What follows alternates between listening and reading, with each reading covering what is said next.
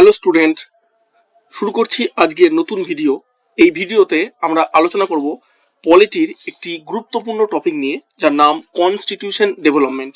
সংবিধানের বিকাশ বা সংবিধান কিভাবে তৈরি হয়েছিল সেই চ্যাপ্টার 10টা গুরুত্বপূর্ণ এমসিকিউ নিয়ে, যা হতে চলা সামনে রেলওয়ে এনটিপিসি এবং রেলওয়ে গ্রুপ ডি ভীষণভাবে ইম্পর্টেন্ট। এবং তাছাড়াও আদার যে কোনো exam, SSC, WBCS, WBP, PSC clerkship, মিসলেনিয়াসের জন্য ভীষণভাবে গুরুত্বপূর্ণ। তো এই 10টা প্রশ্ন আমরা এমনভাবে পড়বো যাতে 100 থেকে 200টা প্রশ্নের অ্যান্সার পাওয়া যায়। প্রত্যেকটা প্রশ্নের থাকবে ডিটেল সলিউশন। তোমরা ভিডিওটা শেষ অবধি দেখলে এই ভিডিও সম্পর্কে তোমরা সবটাই জানতে পারবে।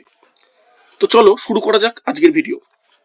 আজকের প্রথম প্রশ্ন, when was the constitution assembly of India formed? মানে আমাদের ইন্ডিয়ার যে সংবিধান সভা, এটা কবে গঠিত হয়েছিল, কত সালে গঠিত হয়েছিল? এখানে 4টে অপশন আছে, দেখো এই 4টের মধ্যে উত্তর হয়ে যাবে এ 1946 সালে 9th ডিসেম্বর আমাদের এই সংবিধান সভাটার প্রথম মিটিং হয়। আমাদের 9th ডিসেম্বর সংবিধান সভাটার প্রথম মিটিং হয়। চলো এর ডেসক্রিপশন সম্বন্ধে জেনে নেওয়া যাক।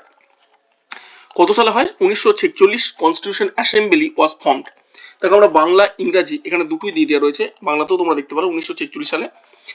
এবং এটা কে করে না, ক্যাবিনেট মিশন প্ল্যান। এই ক্যাবিনেট মিশনটা ব্রিটেন থেকে ভারতে পাঠানো হয় 1946 সালে, যার মধ্যে 3জন মেম্বার ছিল। তখন নিচের দিকে দেওয়া আছে ক্যাবিনেট মিশন, যার 3জন মেম্বার ছিল লর্ড পিথিক লরেন্স বা P Lawrence, sir Stafford Cripps and AV Alexander. Sir Stafford Cripps বা এভি আলেকজান্ডার। এই 3জনের মধ্যে হেড ছিল Pethick Lawrence, sir P Lawrence এই 3জনের মধ্যে হেড ছিল। এটা অনেকবার বিসিএস এসেছে। এদের মধ্যে হেড ছিল কে? পিথিক লরেন্স হচ্ছে হেড ছিল। আর এই যে ক্যাবিনেট মিশন প্ল্যান গঠিত হয়, এর মধ্যে টোটাল মেম্বার ছিল 389 জন। এবং যখন ভারত আর পাকিস্তান ভাগ হয়ে যায় 1947 সালে 15ই আগস্ট, তখন ভারতের মেম্বার হয় 299 জন। তো চলো নেক্সট প্রশ্নে ফিরে যাওয়া যাক। নেক্সট প্রশ্ন হচ্ছে, who was the chairman of drafting committee of Indian constitution? বা আমাদের যে সংবিধান সভার যে খসড়া কমিটি তৈরি হয়েছিল, যে কমিটির উপর ভিত্তি করে আমাদের সংবিধান তৈরি হয়েছিল, সেই কমিটির চেয়ারম্যান কে ছিল? এটা খুবই গুরুত্বপূর্ণ প্রশ্ন। তোমরা যদি জানো তো এর অ্যান্সার করতে পারো। এর কমিটির চেয়ারম্যান হবে বি.আর. আম্বেদকর হচ্ছে এই কমিটির চেয়ারম্যান। কমিটি ফর্ম হয়েছিল 20 আগস্ট 1947। এই কমিটিটি গঠিত হয়েছিল। দেখো এই কমিটি গঠিত হয়েছিল 29 আগস্ট 1947 এবং কমিটির মোট মেম্বার ছিল 7টা মেম্বার ছিল। কমিটির মোট মেম্বার ছিল 7 মেম্বার ছিল।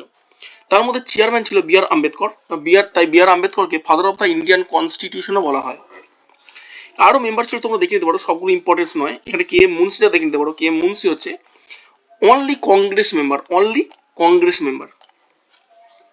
আরও কিছু মেম্বার ছিল, তোমরা দেখে নিতে পারো। নেক্সট প্রশ্ন, which act provided for the establishment of the federal court of India? কোন আইনের মাধ্যমে ভারতে ফেডারেল কোর্ট প্রতিষ্ঠা হয়? ভারতে নানা রকম ভারত শাসন আইন হয়েছিল, তার মধ্যে option B, government of India act 1935। এই গভর্নমেন্ট অফ ইন্ডিয়া যে একটা, এটা থেকে আমাদের ভারতের সংবিধান এর বেশ কিছু তথ্য নিয়ে আছে। তার মধ্যে এই যে ফেডারেল কোর্ট এটা নিয়ে আছে, এটা কোথায় ছিল না, এটা ফেডারেল কোর্টটা ছিল দিল্লিতে। আমাদের দিল্লিতে হচ্ছে ফেডারেল কোর্ট ছিল। তো 1935, চলো দেখে নেওয়া যায় কিছু federal court government of India 1935-এ। নেক্সট প্রশ্ন, what was the time taken to draft the constitution? আমাদের যে সংবিধান, যে কনস্টিটিউশন, এটা তৈরি করতে কতদিন সময় লেগেছিল? এটা ভেরি ইম্পর্টেন্ট প্রশ্ন। তো এটা সময় লেগেছে 2 বছর 11 মাস 18 দিন। 2 বছর 11 মাস 18 দিন। সংবিধান সময় লেগেছিল 2 বছর 11 মাস 18 দিন। এই অ্যান্সার। এবং দেখে নেওয়া যাক আমাদের কি কি সময় লেগেছিল, তার মধ্যে প্রথম মিটিং, লাস্ট মিটিং, এগুলো একটু দেখে নেওয়া যাক। ফার্স্ট মিটিংটা হয়েছিল, আমি প্রথমেই বলেছি, ফার্স্ট মিটিংটা হয়েছিল 9 ডিসেম্বর 1946, মোস্ট ইম্পর্টেন্ট এটা। এই দিন চেয়ারম্যান ছিল সচিদানন্দ সিনহা।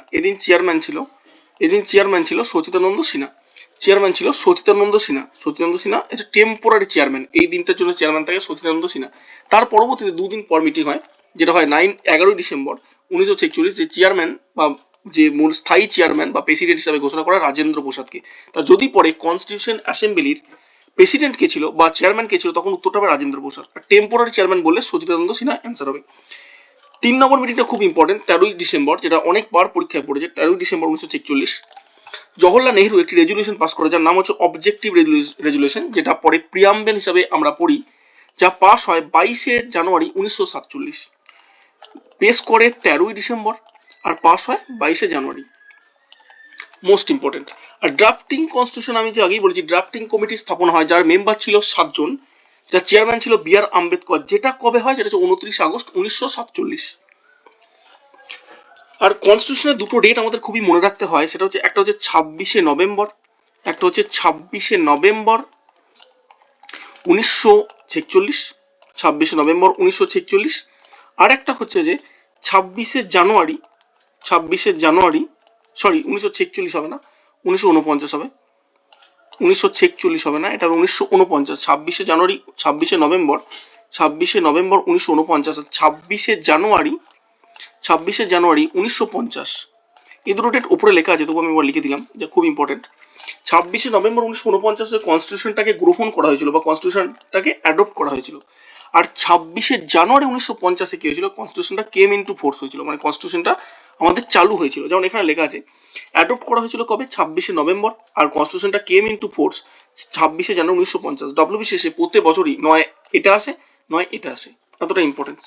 বাংলাতে করে দিয়েছে, তোমরা দেখে নিতে পারো, বাংলাতে আমি তোমাদের সুবিধার জন্য বাংলাতে করে দেওয়া আছে। এটা কার্যকর হয় 1950 সালের 26শে জানুয়ারি, আর গৃহীত হয় হচ্ছে 26শে নভেম্বর 1949।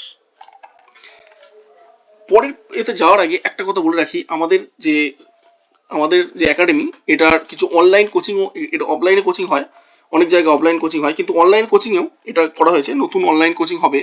তোমরা আমাদের এই যে ডেসক্রিপশন যে বক্সে, সেই বক্সে একটা লিঙ্ক দেওয়া থাকবে, হোয়াটসঅ্যাপ বা টেলিগ্রামের লিঙ্ক দেওয়া থাকবে, সেই লিঙ্কে গিয়ে জয়েন হয়ে যাবে সেই গ্রুপটা। এখান থেকে আমাদের যে অনলাইন ক্লাস হবে, যার ফি মান্থলি মাত্র 150 টাকা, মান্থলি 150 টাকা, যেখানে ম্যাথ, জিআই, ইংলিশ, জিকে এই 4টে সাবজেক্টই কম্প্রিহেনসিভ কভারেজ দিয়ে পড়ানো হবে।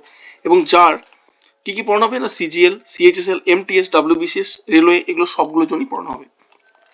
যে কোনো একটা ম্যাটেরিয়াল এমন দেওয়া হবে যার বাইরে ম্যাথ আসতেই পারে না, কোনো একটা এক্সামেও ওই ম্যাটেরিয়ালটার বাইরে কোনো ম্যাথ, কোনো জিআই, কোনো ইংলিশ, কোনো জিকে আসতে পারে না। একদম কমপ্লিট পুরো প্রিন্টেবল ম্যাটেরিয়াল দেওয়া হবে, কোনো সমস্যা নেই, তোমরা প্রিন্ট করে নিতে পারবে তোমরা ম্যাটেরিয়ালটা, এবং ফি মাত্র 150 টাকা। তোমরা ওই লিঙ্কটা থেকে ক্লিক করে একটা গ্রুপ পাবে, সেই গ্রুপটা ঢুকে যাবে, এবার ওখানে গিয়ে যা প্রশ্ন করতে পারো। পরের প্রশ্ন, when did the constitution of India came into force? একটু আগেই বললাম, যখন কেম ইনটু ফোর্স কথাটা দেওয়া থাকবে তখন হবে 26শে জানুয়ারি, 26শে জানুয়ারি, আর সালটা হবে 1950, 26শে জানুয়ারি 1950। আর যদি অপশন হবে এ, অপশন এ ইজ অ্যান্সার। আর যদি এটা থাকতো যে অ্যাডপ্টেড বা গ্রহণ করা হয়েছিল, তাহলে এর অপশন হয়ে যেত সিটা। which of the following influence of the Indian constitution most? মানে ভারতবর্ষের যে সংবিধান, সেটা অন্যান্য অনেক দেশের সংবিধান থেকে কিছু কিছু তথ্য নিয়ে তৈরি হয়েছে।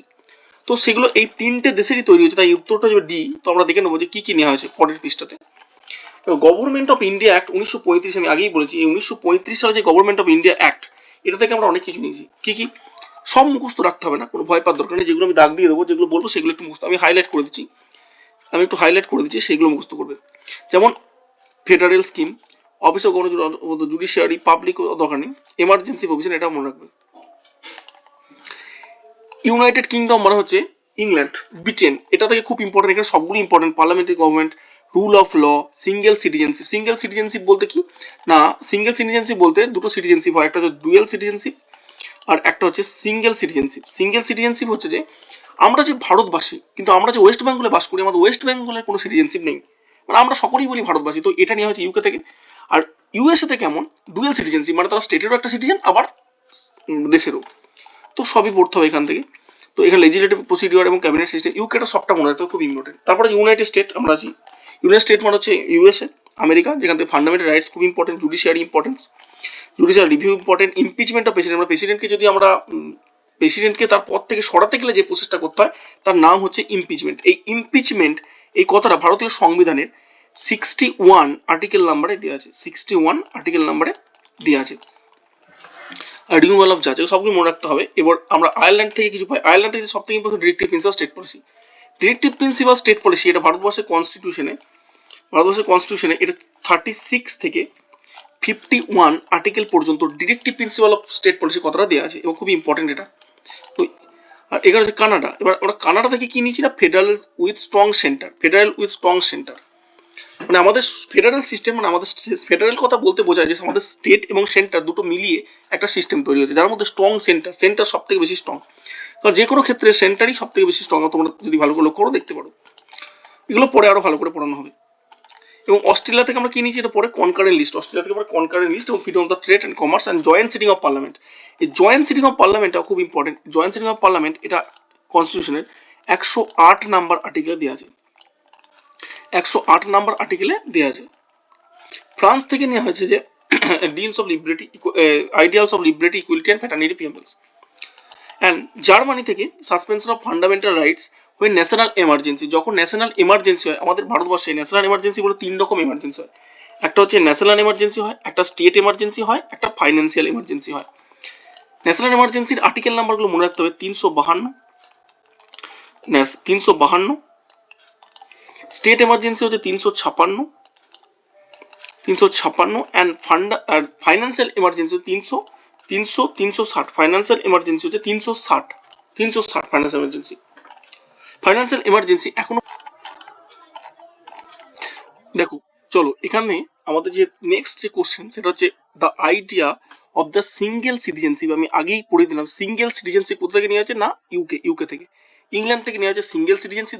ডুয়েল, আমাদের যদি ডুয়েল সিটিজেনশিপ থাকতো তাহলে এটা উত্তর হয়ে যেত ইউএসএ। তো সিঙ্গেল সিটিজেনশিপ বললে এই উত্তরটা হয়ে যাবে ইউকে, এবং ভারতবর্ষে সিঙ্গেল সিটিজেনশিপই রয়েছে। আমাদের আগেও বলেছি যদি আমাদের যে গ্রুপ, আমাদের যে অনলাইন যে ব্যাচে সেই যদি কেউ ব্যাচে জয়েন হতে চাও তার মাত্র ফিস 150 টাকা মান্থলি পে করতে হবে, 150 টাকা, যাতে কম্প্রিহেন্সিভ কভারেজ দেওয়া হবে প্রত্যেকটি সাবজেক্টের। টিচার দিয়ে এটি পড়ানো হয় প্রত্যেকটি সাবজেক্টে। কোনো সাবজেক্ট যেমন ম্যাথের উপর স্পেশাল ফোকাস থাকবে, যারা ম্যাথে কিছুই জানে না তাদের জন্য ম্যাথটা রয়েছে একদম 0 টু হিরো ব্যাচ ম্যাথে।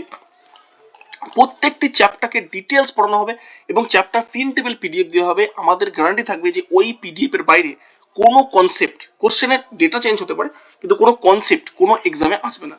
ওই কনসেপ্টের উপরেই প্রত্যেকটি এক্সামে প্রশ্ন আসবে। চলো, ফি মাত্র 150 টাকা। যদি কেউ জয়েন হতে চাও হোয়াটসঅ্যাপ আর টেলিগ্রাম লিঙ্কটা এই ভিডিওর নিচে দেওয়া থাকবে, ডেসক্রিপশনে দেওয়া থাকবে বা কমেন্ট বক্সেও দেওয়া থাকবে, তোমরা দেখে নিতে পারো।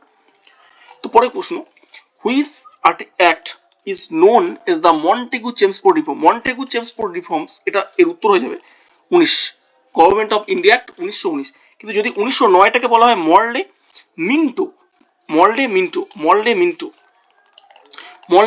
রিফর্ম। মর্লে মিন্টো রিফর্ম হচ্ছে 1909টাকে বলা হয়, আর গভর্নমেন্ট অফ ইন্ডিয়া 1919কে বলা হয় Montague-Chelmsford reform.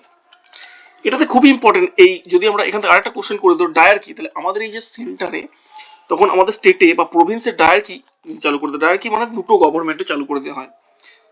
How many articles the original constitution of India, মানে ভারতের যখন সংবিধানের মূল সংবিধান যখন তৈরি হয়েছিল তখন কতগুলো আর্টিকেল ছিল, এর উত্তর হয়ে যাবে 395টা। দেখো এর তখন ভারতের কবে কনস্টিটিউশনটা যে চালু হয়েছিল 26শে জানুয়ারি 1950 আর অ্যাডপ্টেড হয়েছে 26শে নভেম্বর 1949। আগেও বারবার করে বললি যেটা, এটা খুব ইম্পর্টেন্ট দুটো date.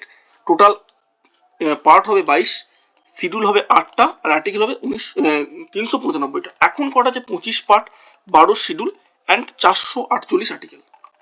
Next and final question এবং last question, Indian constitution was adopted. এই কোশ্চেনের উত্তরটা তোমরা কমেন্টে দেবে। বারবার করে বলেছি ভীষণ ইম্পর্টেন্ট এটা, কবে অ্যাডপ্ট করা হয় এবং কবে কেম ইনটু ফোর্স করা হয়, কনস্টিটিউশনটাকে কবে গৃহীত হয়েছিল এবং কবে চালু হয়েছিল, এর উত্তর তোমরা কমেন্ট বক্সে দেবে। আর যদি আমরা ব্যাচে তোমরা জয়েন হতে চাও তাহলে মাত্র 150 টাকা ফি দিয়ে জয়েন হয়ে যেতে পারো। এটা লিমিটেড সিট, প্রথম 200 থেকে 300 জনের জন্য এই সিটটা থাকবে, তারপর এটার ফি 300 টাকা করে দেওয়া হবে। এর অরিজিনাল ফি 300 টাকাই মান্থলি। আমাদের যে অফলাইন পড়া সেখানেও মান্থলি 300 টাকা করে ফি নেওয়া হয়। তো তোমরা যদি জয়েন হতে চাও এই হোয়াটসঅ্যাপ আর টেলিগ্রাম যে লিঙ্কটাতে জয়েন হয়ে যাবে, কমেন্ট বক্সে এবং ডিসক্রিপশনে থাকবে। Thank you for watching.